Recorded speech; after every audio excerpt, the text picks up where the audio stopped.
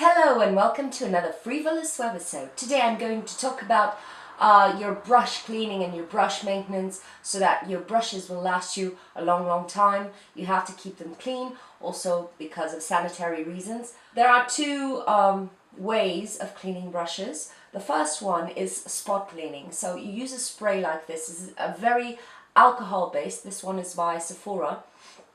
And you just spritz a little bit onto the bristles, wipe the brush on the paper towel, and it will remove part of the product, and you can keep on using your brush on the spot because it dries really quickly. This isn't the best method to maintain your brushes healthy just because it has a lot of alcohol, but it's great for spot cleaning. Also, your eyeliner brushes, you need to clean them immediately after using them, especially if you're using gel eyeliners that set, and this can be a very good help. For deep cleaning your brushes, you should really do that about once a week, once every 2 weeks, depending on the use you give them. What I like to use is a glycerin soap.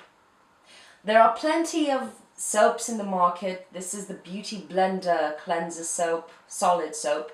There are solid and liquid versions. You can mix dishwasher detergent and a little bit of olive oil also to have a DIY kind of thing. Why the olive oil, you might be asking? If you use very soapy and stripping products on your brush, it will be very deeply cleansed, but it can take some elasticity from the bristles. That's why you use some olive oil, is just to keep some moisture on the bristles of the brush. But I prefer the glycerin soap just because it's cheaper.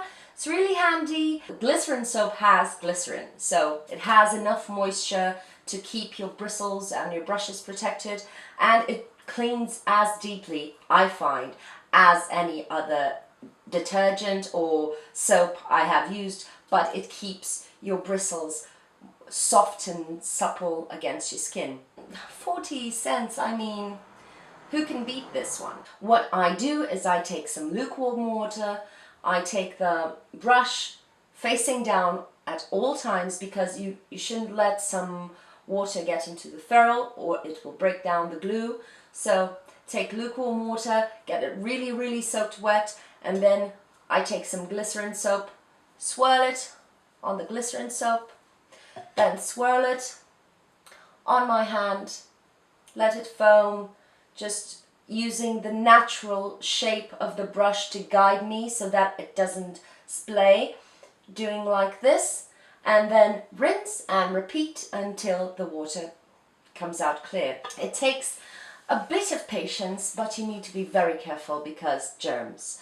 Other things you need to wash are your sponges. I have a Beauty Blender sponge here, and I do the same thing. I take some glycerin soap, I rub the Beauty Blender on the glycerin soap, it's damp, and then I gently, with my fingers, very gently, rub all over the... God, I can't speak today, words. I rub it all over the sponge, and then I rinse and do the same again, very gently so that you don't tear. Don't use your fingernails or it will tear the sponge, but keep it very gently doing this, and in 1 minute this washes off like a miracle. Of course, sponges will only last you about 3 months, but it will last you the 3 months and give you what it gave on the first day because it's just a fantastic product. Also, the Beauty Blender, you should place it like this to dry on its little box, and as it dries it will shrink and fall into the box, and it's okay, but you shouldn't close it or put it in a bag. Don't do that. Leave it to air dry like this. The brushes, how do I dry them? That's quite simple. You know those Real Techniques cases I told you about? I have two, so I take advantage of them.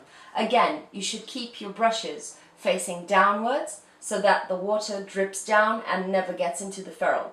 So what I do is I put them upside down on the case, and I keep it like this until they're dry. Just make sure that there are no hairs going any in any weird direction, and you can put a lot of brushes in these sets. The other alternative to those of you who don't have Real Techniques sets at hand is a little bit more, I don't even know what to call this, but I'll show you.